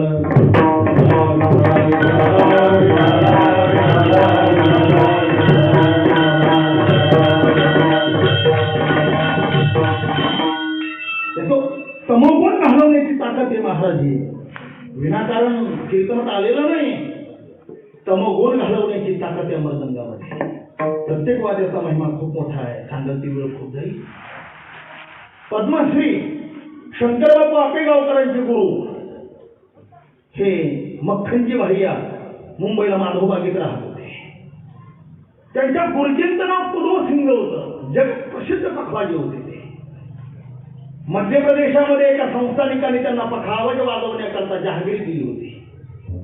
मृदंग मंगलवाद्य आहे. तसं आपल्याकडे विवाह हा मंगल सोहळा आहे. तसं त्याच्यात सनई आणि चौघड हे देखील मंगलवाद्य. ती मंगलवाद्य गेली ती डीजे आला. हे विघ्न जेव्हा केलंय ज्याचे हृदय कमकुवते त्याला जर डीजेची स्पंदन जर त्याने ऐकली तर हाड आटायची मरायची वेळ येते महाराज. किती सुंदर सनईचा नाद. या आळंदीला पहाटे 4 वाजता ज्ञानोबरांच्या दरबारामध्ये मंगल ध्वनी लागतो. चौघड आणि सनई वाजवली जाते. त्याचं नावच मंगलवाद्य. कुदो सिंगाला जहागिरी दिलेली होती पखावज वाजवण्याची. एके दिवशी राजाचं जेवण झालं. मंचकावर झोपायला गेलं. झोपच आली नाही. त्याने आपल्या प्रधानाला सांगितलं जा कुदो सिंगाला सांगा हवे पखावज सुनाव मला पखवाज ऐकायचं. बहुतेक कलाकार लहरी असतात. कंसात वारकरी कलाकार मराठवाड्यात एक म्हण आहे आली मनाला निघाली शेणाला नाही बसली होणार. तसं राहत त्यांचं लहरीत राहतात. मसाला लहरी होतो कुदो. हे बघा तुमच्या राजाला मृदंग ऐकण्याची इच्छा आहे पण मला नाही तर मी काय करू सांग राजाला. मी नोकर नाही मी एक कलाकार आहे. धक्का बसला. एक संस्कृत मध्ये वाक्य आज्ञा भंगो नरेंद्रानाम विप्राणाम मानखंडनम प्रताक्षायशनारेनाम अशास्त्र वर उच्चार. एखाद्या मुलीचं एका महिन्यात लग्न झाल्यानंतर तिच्या मालकाने तिला टाकून देणं म्हणजे तिचा शस्त्र वाचून वर. एखाद्या विद्वानाचा भर सभेत कोणी अपमान करणं त्याचा शास्त्र वाचून वध आहे. तसं एखाद्या राजाच्या आज्ञेचा भंग करणं त्याचा शास्त्र वाचून वध आहे. धक्का बसला राजाला. माझ्या आज्ञेचा अपमान शिक्षा दिली. हक्कलेने उन्मत्त झाला. त्याला मदोन्मत्त हत्तीच्या पायाखाली द्या. वेळ स्थान सगळं ठरवलं. दरबार भरलेला होता. राजा सिंहासनावर बसलेला होता आणि कुदो सिंगाला फाशी देण्याकरता एका मदोन्मत्त हत्तीला दारू पाजलेली होती आणि तो हत्तीचा मालक पायात कडी काढण्याचा प्रयत्न करू लागलेला होता. कुदो सिंगाने सांगितलं सरकार या भारत देशाचा नियम आहे ज्याला मृत्यूदंड द्यायचा त्याची शेवटची इच्छा पूर्ण करावी लागते मग मृत्यूदंड द्यावा लागतो. त्याकरता आम्ही कसाबाला खूप दिवस सांभाळले. राजाने विचारलं काय इच्छा आहे तुझी. कुदो सिंगाने सांगितलं मी मरणार आहे पण मला मृदंग वाजवण्याची इच्छा झाली. मला मृदंग आणून द्या. गेला मृदंग आणून. तिथे सगळेच पंडित आहेत. फक्त माहिती म्हणून सांगतो मृदंग वाजवत असताना मृदंगाचं धूमपान मूळ स्वराच्या खर्जात लावावं लागतं. खर्जात जर नाही लागलं तर कणिक लावून ते खर्जात आणावं लागतं. कणिक 2 कारणाकरता लावावी लागते. पहिलं कारण मृदंग मुखलेपी न करोती मधुर ध्वनी. मृदंग गोड वाजावं म्हणून थोडी कणिक लावावी. त्यापेक्षा ती खर्जात आणण्याकरता अधिक कणिक लावावी लागते. जर कणिक कडक झाली तर मृदंगाच्या धुमाचा स्वर बदलतो म्हणून पखावाजाने वारंवार कणिक काढावी आणि वारंवार ती लावावी. विठाल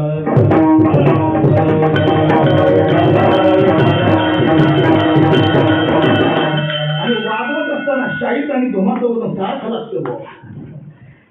खेडेगावातले पखवाजे दुखते खुब्या ते आपली विचार वाजवतात. ती धूम वाजवत नाही बडवतात ते फोडूनच टाकतात. लोक त्यांची परीक्षा करतात. वा रे पखवाजा काय झालं. एका कीर्तनात 6 दोमडी फोडली. वा रे पखवाजा बा वेडी हळद जातात. काय वाजव परीक्षा म्हणावी का.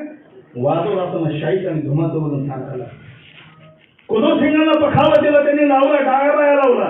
सांगितलं थोडा हत्तीला, दारू पाजलेल्या हत्तीला सोडल्याबरोबर त्यांनी गजेढंपा नावाचा ताल वाजवला. गजेढंपा, ज्या तालाचे अक्षर हत्तीच्या कातड्याप्रमाणे जाड आहे आणि वजन हत्तीच्या चालण्याप्रमाणे.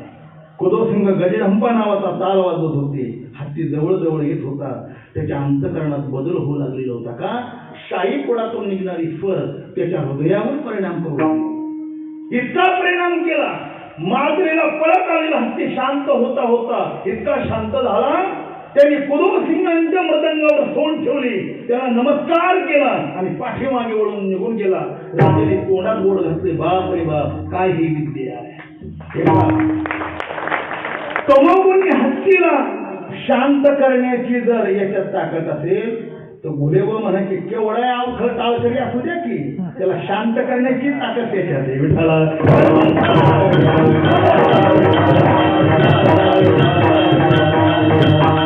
मृदंग चर्मवाद्य आहे. दुसरा टाळ अनुहात वाज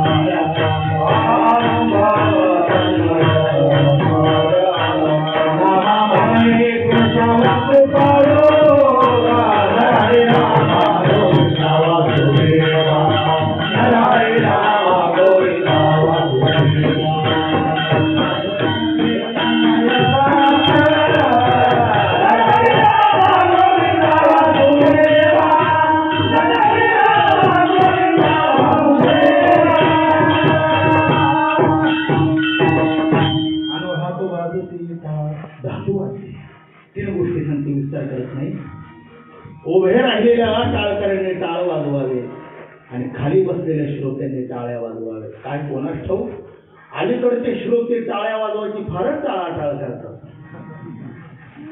त्याच्यात विज्ञान, अध्यात्म आणि ज्योतिष सगळं सांगत मिळत. विज्ञानामध्ये एक्यूपंचर नावाची क्रिया, एक्यू म्हणजे शिर आणि पंचर म्हणजे दाबणे. आणि देवाचं बसून जरी टाळी वाजून भजन केलं ना तर सहज एक्यूपंचर नावाची क्रिया घडली जाते, रोग शरीरात राहणार नाही. दुसऱ्या हातावर काही सामुद्रिक आहे, ज्याला ज्योतिष कळत असेल ते त्याला क्षती शास्त्रकार सांगतात. ज्याच्या उजव्या पायाचा बोटाच्या मधल्या बोटावर चक्र आहे त्याला अरण्यात जरी नेऊन घातलं ना तरी तो उपवाशी राहत नाही. अन्नपूर्णावाचा सदैव त्याच्यावर प्रसन्न आहे. एक चक्री सुद्धा काही सामुद्रिक आहे. पूर्वीच्या काळी मी फक्त ऐकलंय, अलीकडे ती काही प्रथा आहे नाही आणि आम्हाला अनुभव आहे. आली पूर्वीच्या काळी लग्नाला मुलगा उपवर झाला का त्याच्याकरता मुलाची वडील मुलगी पाहण्याकरता जायची. आता जायचे एवढं लांबून का बोलू लागलो, अलीकडची मुलं फार हुशारी, बापाला हात त्रास देत नाही. ते म्हणता बाबा आपण आपण करा. पूर्वीच्या काळात असा नव्हता. लग्नाला मुलगा उपवर झाला ना मुलाची वडील मुलीच्या घरी जायचे, सांगायचे तुमच्या मुलीचे पाय धुवा. का? तिथं लक्ष्मीपूजन करायचे, पण पाय पुसू नका, ओल्या पायाने मुलगी घेऊन या. सारवलेल्या फरशा नव्हत्या पूर्वी, ती जमीन असायची. ओल्या पायाचे ठसे मुलीचे त्या जमिनीवर पडले का क्रांतदर्शी पुरुष ओळखायचा, मुलगी सुलक्षणी का बागे. कोणाच्या पायाचे ठसे कसे आहेत मला माहीत असून देखील मी सांगण्याचा प्रयत्न करणार नाही. माणसे एवढी हुशारी घरी जाऊन बायकाचे पाय पाहते, रात्री पाहणार. हा, दादांच्या घरी मी मुक्कामाला निवांत भेटायला सगळे सांगते, पण मी देवाच्या पायाची सांगतो. योगा वगैरे ज्ञानोबरांचा फोटो येते, नाथ मारा सांगतात. ध्वजांकुश वरेख दोन्ही पायी पद्मदेखा. देवाच्या उजव्या पायावर ध्वज आणि अंकुश दोन चिन्ह आहेत. देवाच्या डाव्या पायावर आडव्या दोन रेषा आहेत, त्याला उर्ध्व रेषा म्हणतात, दोन पद्म आहे.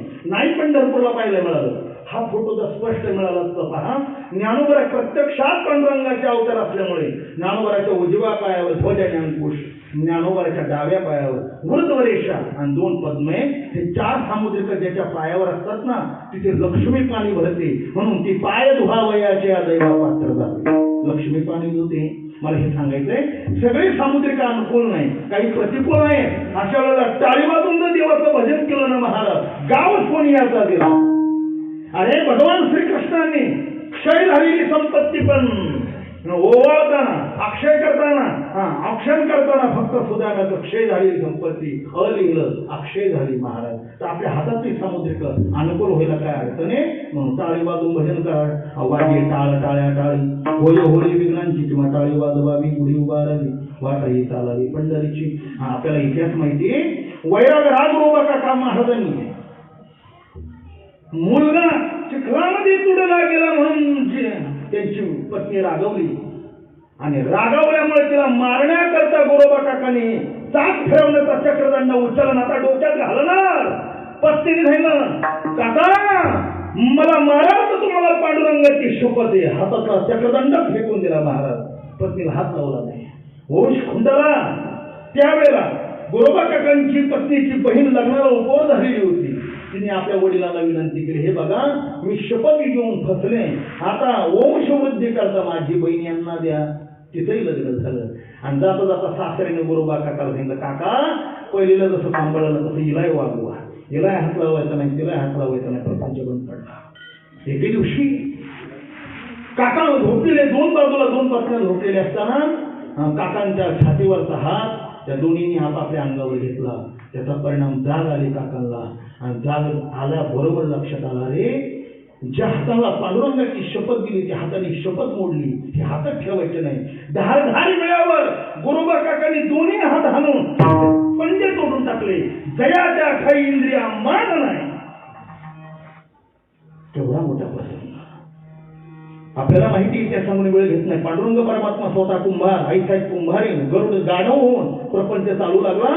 पंढरीची वारी आली आणि पंढरीच्या वारीला प्रेममूर्ती नामदेव महाराजांचं कीर्तन चालू झालं. ज्ञानोबा ताल म्हणायला, जनाबाई महाराज चौकदार, कबीर महाराज पखवाज वाजवायला, गोरोबा काका, आदी संत सेना महाराज, सावता महाराज हे नामदेव महाराजांचं कीर्तन ऐकायला वारकरी संप्रदाय नियमाप्रमाणे गोरोबा काकांनी सगळ्याला वर हात करून टाळे वाजवायला सांगितलं.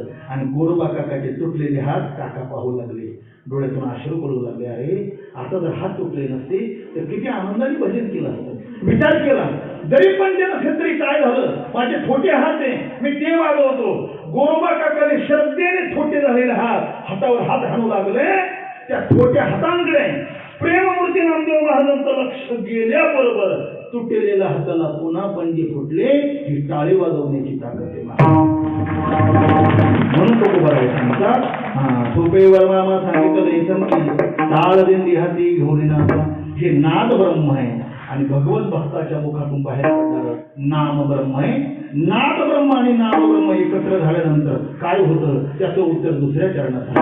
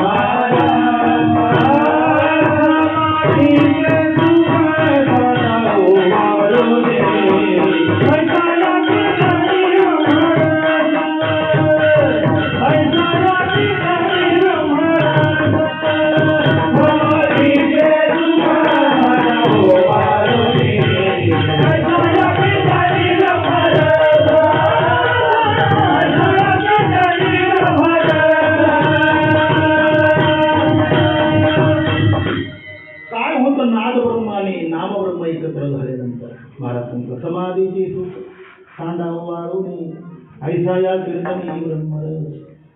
जगत विलक्षण सुखी समाधीचे यम नियम प्राणायाम प्रत्याह झाला ध्यान. महाराज सांगतात ते सुद्धा कीर्तनाच्या आनंदापुढे कमी पडले. ऐसा या कीर्तनी ब्रह्मरस. कोणी म्हणेल का हो तुकोबरे तुमच्या कीर्तनाने ब्रह्मरस निर्माण होत असं तुम्ही म्हणतो, मग आमच्या कीर्तनाने श्रोत्याला झोपा काय का? आम्ही तर त्याला विनोद सांगून जागे ठेवतो. असं का? कीर्तनाचा अनुभव आम्हाला का येत नाही? त्याची दोन कारण आहेत. हा आनंद घेण्याकरता पहिल्यांदा अधिकार लागतो, दुसरी योग्यता लागते. नामामृता गुडी वैष्णवा लागली, योगी असा दिले जीवनाचा अधिकार लागतो. जरा पुढे बोलू. अधिकार वंश परंपरागत येईल, पण योग्यता स्वतःच्या प्रयत्नानेच मिळवावी लागते. मला एक सांगा, भारत देशाचा पंतप्रधान होण्याचा अधिकार कोणाला आहे? सगळ्यांना. या देशात जन्माला आलेल्या प्रत्येक नागरिकाला भारत देशाचा पंतप्रधान होण्याचा अधिकार आहे, पण योग्यता सगळ्याला आहे का? नाही, एखाद्याला. योग्यता करता निष्कामता लागते. महाराज अंतकरणा निष्कामता. अशी सेवा करावी का देव त्या सेवेने रंगला पाहिजे. नव्हे देवा करताच आपलं जीवन असावं, अशी सेवा असावी. सेवेमध्ये मोबदला, आता सेवेमध्ये अपेक्षा जर घराने धरल्या तर त्या सेवेचा आनंद प्राप्त होतो. एकच प्रसंग सांगून पुढे जाईल. ज्या काळात राजा अकबर दिल्लीचा सम्राट बादशाह झाला होता, त्या काळात त्याच्या दरबारात तानसेन नावाचा निष्णात गवई होता म्हणतात. निष्णात, किती निष्णात. दगडाच्या देव्यामध्ये कापसाच्या वाटी ओळखून ठेवायच्या नाही, तेल सुद्धा टाकायची गरज नाही. सूर्यास्त झाला, तानसेनने त्या कापसाच्या देव्याकडे पाहावं आणि पटदीप नावाचा राग आळवावा. पटापट काळीच विना आपोआप दिवे लागायचे म्हणतात. आकाशात ढगजमा झालेले, श्रावण महिना, पाऊस पडलेला नाही. तानसेनने दरबाराच्या बाहेर यावं, त्या आकाशाच्या मेघांकडे पाहावं, मेघमल्हार नावाचा राग आळवावा, पाऊस पडायचा मा. एके दिवशी अकबराने विचारलं, तानसेन तू जर इतका सुंदर गात असतो, मग तुझे गुरुजी किती सुंदर गात असतील रे, मला भजन ऐकायचं. तानसेन म्हणाले, ठीक आहे, असं नाही, राजवेश जर घेऊन गेलात तर माझे गुरुजी तुमच्या पुढे गाणार नाही. मग राजवेश उतरवा, सामान्य वेश परिधान करा, माझे गुरुजी गातील. राजाला गायनाचा छंद होता, मला खूप छंद. राजवेश उतरवला, सामान्य वेश अकबराने धारण केला. तानसेन बरोबर वृंदावनला आले, हरिदासांच्या पुढे बसले. हरिदासांनी हातात एक तारा घेतला, तार छिदली, पूर्वराग आळवला. एक वाक्य सांगतो आमच्या गुरुजींचा. गुरुवारी बोले बाबा म्हणायचे, ज्याच्या हृदयाला देवाने स्पर्श केलेला आहे त्याच्या शब्दाला आणि वाणीला परिपक्वता येते महाराज. अरे 75 वर्षापूर्वी गुरुनाम गुरु मंकट स्वामी महाराज पंढरपूरच्या त्यांच्या दगडी 3 मंत्री इमारतीमध्ये भजन गायचे म्हणतात. हार्मोनियम नव्हतं, त्याला सारेगमप सुद्धा कळत नव्हतं, माईकची व्यवस्था नव्हती. पंढरपूरला स्वामी महाराजांचा 3 मजली दगडी म्हटले, वरच्या मजल्यावर स्वामी महाराजांनी बसावं, वरच्यापासून 3 मजल्यापर्यंत आवाज पुरत होता. त्यांचं भजन ऐकायला त्या काळातला संगीतातला सम्राट बादशाह बालगंधर्व हा जागा मिळत नाही म्हणून रात्री 2:30 वाजता येऊन धर्मशाळेत झोपायचे. का? गंधर्वाच्या गायनात जो गोडवा नव्हता, ती स्वामी महाराजांच्या आवाजातली ताकद होती. का? स्वामी महाराजांच्या वाणीला ज्ञानोबरांचा स्पर्श होता. तसंच ताकद होती हरिदासांची. हे आळवल्याबरोबर बादशाहाला समाधीच लागली. हरिदासांनी पाहिलं, भजन थांबवलं, राजाला हलवलं, समाधी उत्थान झाली. हरिदासांचं दर्शन घेतलं, तानसेनला हाताला धरलं, पण गावाच्या बाहेर आणायला आणि अकबराने प्रश्न विचारला, तानसेन एका प्रश्नाचं उत्तर दे. अरे तुझ्या गुरुजींचं एकदा भजन ऐकलं तर मला समाधी लागली, आणि तुझं भजन ऐकता ऐकता मी म्हातारा झालो, तू झोपही लागली नाही मला. याचं खरं खरं उत्तर दे, ना या चालवारीने शिरच्छेद करे. तो तानसेन होता महाराज. सरळ उत्तर दिलं, सरकार माझ्या गुरुजींच्या भजनाने तुम्हाला समाधी लागली ना, त्याचं एकच कारण आहे. कोणतं? माझे गुरुजी जे गातात ना ते देवा करताच गातात म्हणून तुम्हाला समाधी लागली, आणि मी जे गातो ते धना करता गातो म्हणून झोप तरी कशी उठालं.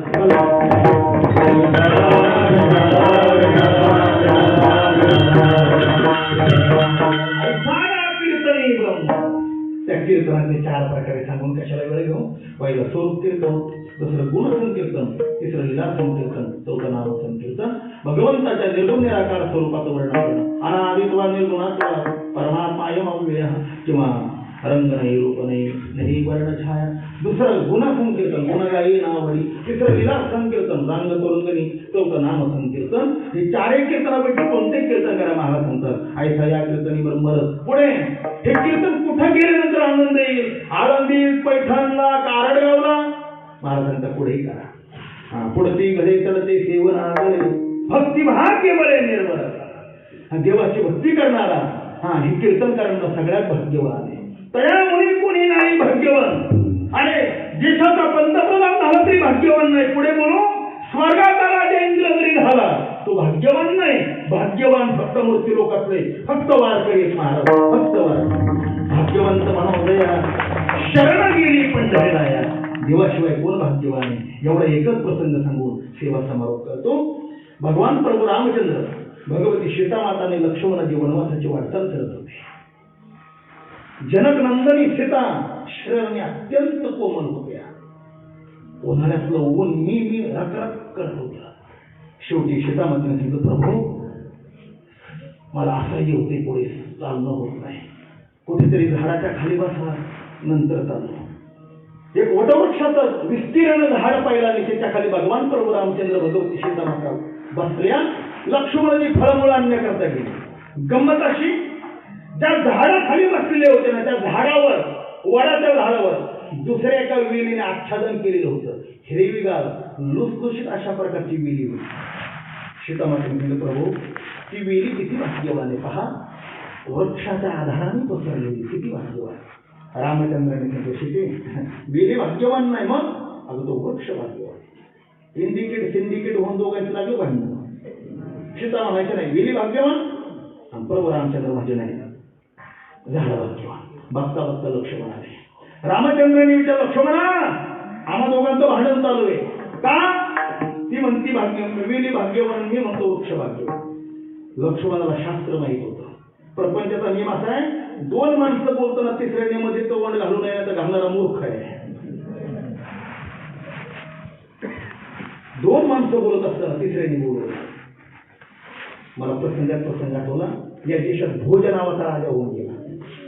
दरबार संपला आणि त्याची पत्नी त्या राणी मैत्रिणीला बोलू लागली. विनाकारण राजाने विचारलं, का गं अर्धा तास घरी गप्पा मारता, काय चाललंय? पत्नी शास्त्र जाणणारी होती, पण जरा कडक स्वभावाची. तिने लो मूर्ख, तुम्हाला कळत नाही का आम्हा दोघांचं बोलणं चालू. आता पत्नीने पतीला मूर्ख म्हणावं, ती पत्नीने ऐकावं, त्याकरता वारकरीच्याच बायका लागतात.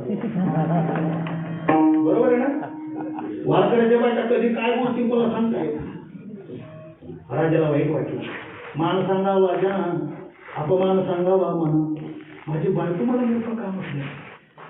भोजराजाच्या दरबारात कालिदास नावाचा विद्वान होता. तर लक्षपूर्वक काय का, चंद्रमौर्य गुप्ताच्या काळात चाणक्य विद्वान, बादशहाच्या काळात बिरबल विद्वान आणि भोजराजाच्या काळात कालिदास विद्वान, अति विद्वान होता.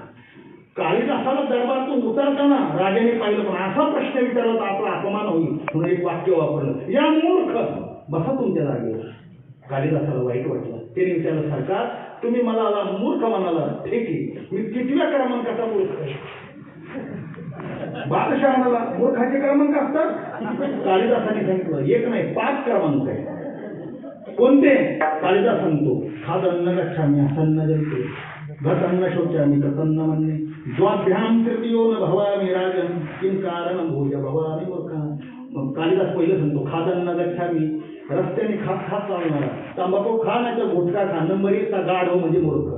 खादन्न गच्छामि, हसन्न जल्पे, हसण्यासारखं कारण नसताना उगाच हा हा हा हसून बोलणारा, नंबर 2चा मूर्ख. गतन्न शोचामि, वस्तू हरवल्यानंतर न रडणारा, 3रा मूर्ख. करताना म्हणणे हप्ता आपल्याशिवाय काय, 4था मूर्ख. आणि 5वा द्वाभ्याम तृतीयो न भवामि राज. कालिदास म्हणतो, तो राजा 2 माणसं बोलताना मी जर मध्ये तोड घातलंच नाही तर मी मूर्ख कसा? मग राजाला कळलं आपला क्रमांक 5वा आहे.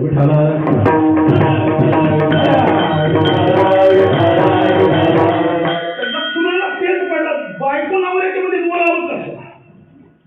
सीतामाते म्हणे, हे बघ लक्ष्मणा, खरं बोल, खोटं बोलायचं नाही, कोणाच्याही बाजून निर्णय की आम्हाला राग येणार नाही. सांग, मी म्हणते मी भाग्यवान, ते म्हणतात वृक्ष भाग्यवान, कोण भाग्यवान? त्याचं कारण असं होतं, भगवान प्रभू रामचंद्र स्वतःला वृक्ष समजत होते आणि सीतामाता स्वतःला वेली समजत होत्या. सांग कोण भाग्यवान?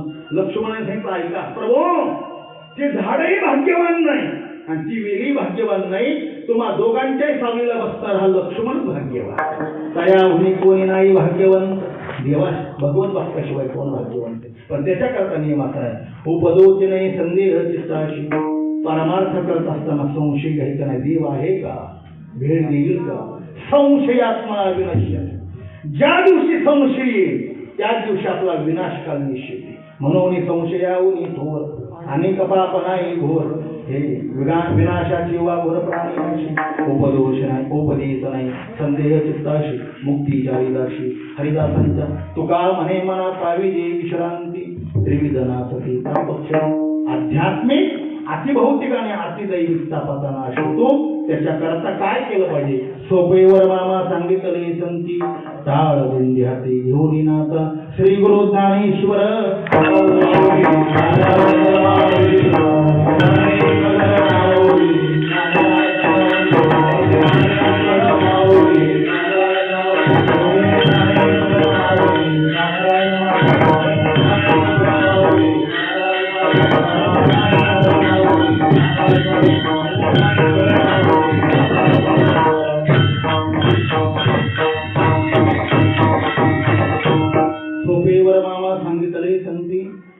ताळदिंडी हाती घेऊन नाता समाधीची सुख सांडाव वाळवणी ऐसा या कीर्तनी ब्रह्मरस. आरडगाव या ठिकाणी भगवान श्री पांडुरंग रुक्मिणी साहेबांच्या दरबारात गेली 57 वर्ष आपण अद्यावत अखंडितपणे सेवा करता. कोरोनाची लाट परत आपल्याकडे येऊ लागलेली आहे.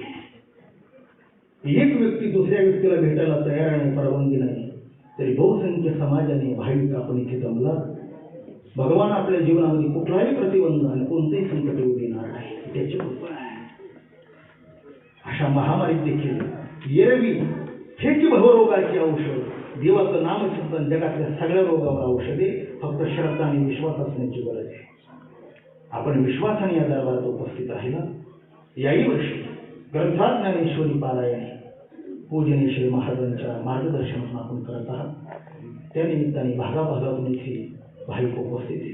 आमचे नाना हे सगळी मंडळी उपस्थित आहे. माझ्यासारख्या एका सामान्य विद्यार्थ्याला आपण सेवा अवगाहन करण्याची संधी मिळेल याचं कोटी कोटी आभार मानतो. या अभंगावर काही बोलण्याचा जो प्रयत्न केला हा माझा नाही. स्वानंद सुप्रेमाशी गुरुनाम सद्गुरू जोग महाराजांच्या भारतीय शिक्षण संस्थेत 4 वर्षाचं अध्ययन करण्याचं परमभाग्य प्राप्त झालं. आणि कपाळाला थोडे जे मला मिळालं, श्री गुरुकृपेने आपल्या पुढे या अभंगावर महाराजांच्या शब्दाच्या आधारे काही अल्पसा बोलण्याचा प्रयत्न केला. या अभंगाचा असाच अर्थ आहे असा माझा दावा नाही. जे काही शब्दाची कृपा झाली, गुरुसेवेत जे काही मिळालं, बुद्धी तीव्र असल्यामुळे सगळं काही बुद्धीमध्ये ठेवता आलं, जे राहिलं ते आपल्या पुढे गेलं. महाराजांच्या वाणीवर विश्वास ठेवा. महाराज शता एका तरी जन्माची शेवटी कृपाळुवा फुटी दया. देवाला दया येणार आहे, तो आपल्यावर कृपा करेल, पण ती कृपा होण्याकरता मात्र धीर सोडू नका. तुका म्हणे इथे नसले तातडी प्राप्त काळ धडे आहे. तसं कोरोना काळात धैर्य सोडायचं नाही. जरी कर्मधर्म संयोगाने कोरोना रोग स्पर्श करून जरी गेला, जरी झाला, तर न भीताना रात्रंदिवस भगवान परमात्म्याचं नामचिंतन करावं. आणि डॉक्टरकडे गेल्यानंतर जे काय औषध उपचार आहे प्रशासनाने सांगितलेले आपण पाळा. बेसावध आहात आपण. लग्नाला हजारो माणसं जमतात, कोणाच्या तोंडाला मास्क नाही, कुठल्याही प्रकारचं सोशल डिस्टन्स आपण पाळत नाही. असं करू नका. भगवत कृपेने मिळालेला मौलिक देह, शासनाने सांगितलेले नियम आणि भगवंताचं नामचिंतन या दोन गोष्टी करा. कृपया कीर्तन झाल्यानंतर दर्शनाच्या येण्याला भानगडीत पडू नका. मी घाबरतो असं नाही. मी पनवेलवरून आलोय. खूप गावं आम्ही पाहत इथपर्यंत आलो. आमच्यामुळे तुम्हाला कोणाला त्रास होऊ नये याच्याकरता दुरूनच संतांची प्रतिमा आम्हाला तुकामानेमध्ये धाडलेले निरोपा या पोस्टमनच्या नात्याने दुरून नमस्कार जरी घेतला तरी तो नमस्कार विश्वमाऊली ज्ञानोबा जगद्गुरु तुकोबरायांना पोहोचेल. माघ शुद्ध दशमीच्या या पर्व काळात मी मागाशीच भाऊंना सांगितलं त्या पॉम्पलेट पत्रिकेवर माघ शुद्ध दशमी हा पर्व काळ आहे, हेडिंग छापा आणि कीर्तनकाराला सांगा. कारण महाराज म्हणाले खंत व्यक्ती केली, आतापर्यंत कोणीच तुकोबरायांचं चरित्र सांगितलं नाही.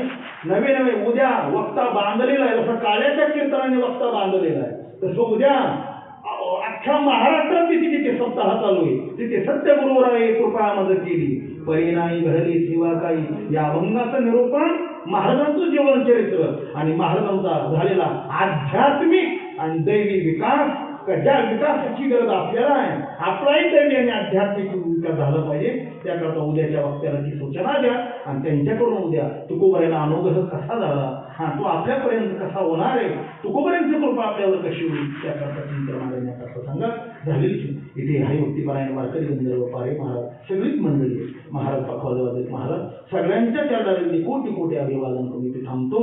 तुझे केले तुमच्या समर्पण पायी झालो कराई पांडुरंग सेवे माझी जमाधरा कृपा करा देवटी मला म्हणायची विठ्ठल देव